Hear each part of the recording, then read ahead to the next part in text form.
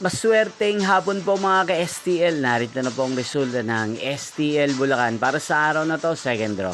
October 23, 2025, araw ng Huwebes. Naway ang mga natayan niyo pong mga numero kanina ay manalo nawa ngayong hapong ito, 4 p.m. Kaya't kunin niyo na po ang inyong mga ticket.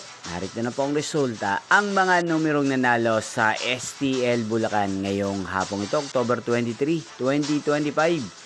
4 p.m. second draw result 14 at 14 or Pompiang 14.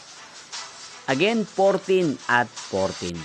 At ngayong hapong ito sa STL Bulacan, natin pong i-shoutout si Ate Meldy ng Bulacan. Shoutout po sa inyo Ate Meldy, sana po ay nasa maayos kayong kalagayan. At sa lahat po ng mga taga Bulacan, shoutout po sa inyo. Inyo pong napanood ang resulta ng STL Bulacan. Magkita-kita pong muli tayo mamayang 8 p.m. para sa third draw result ng STL Bulacan.